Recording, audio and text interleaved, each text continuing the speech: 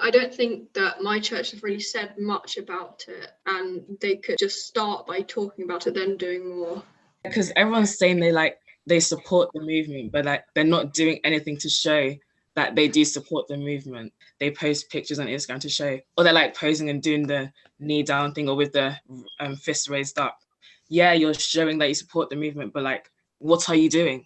Yeah, if it was more like a symbolic gesture than actual change at our church, at least. And I think especially my church is also really diverse, and we've got, different people of different ethnicities in the clergy and in leading roles. And I think that's a good thing. And I think definitely a thing that could be changed is that having these conversations about race and racism, so these racist ideas can be challenged within the service. Yeah, my church is quite welcoming. Although we don't get many people from different countries, my dad is from Africa and he's just as welcome as everyone. If one person gets one thing, then another person from a different race should get the same thing. The church could get involved in more things. They could be more active in getting involved in showing their support.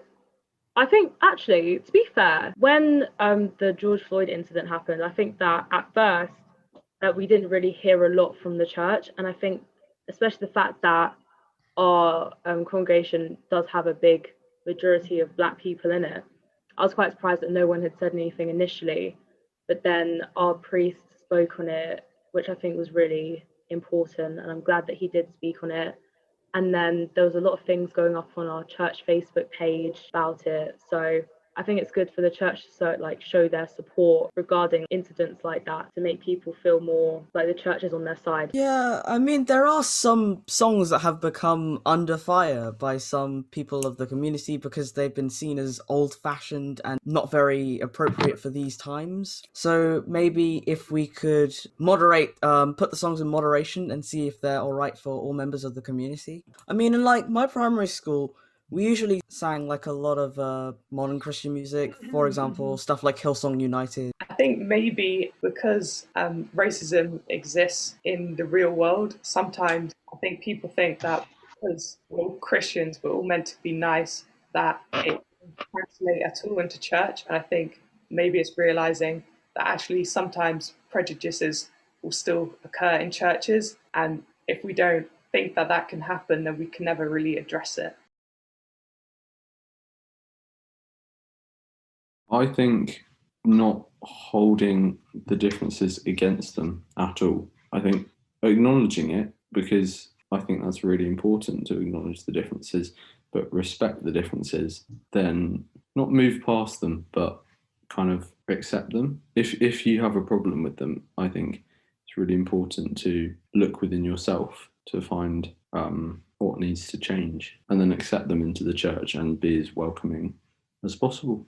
I think maybe if we do more activities at our church, it'll be more helpful to invite more people to our church, because they might not know everybody, but if we try and do an activity together, then it might be more helpful for them. Well, I feel like also having conversations like this, as people have said, is also a good way to start tackling, because I guess in order to make change, there has to be conversation. And I feel like if there's good communication, then we'll be able to put things in place. But it's important not that we just talk, but we also take action on the things we say. If you as a church community are welcoming and open and an ally to people of all different ethnic races and backgrounds, then the people of those minorities and such will then feel more welcomed in to, I guess, create their own activities, which will then bring more people in. Well, I guess they could support more charities that help the Black community more, I guess. Do a sermon on how people are not as fortunate in the past because of their race, and how we can aim to equalise everyone.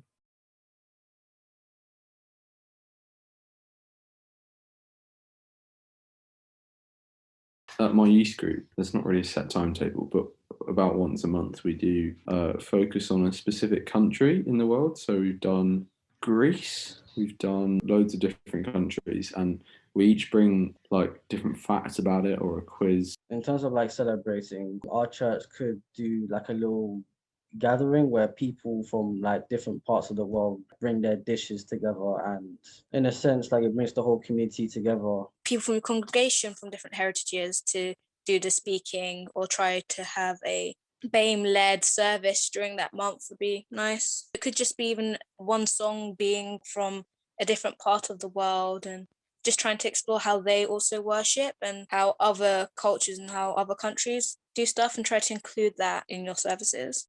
You could have like a special service dedicated to different cultures and different languages.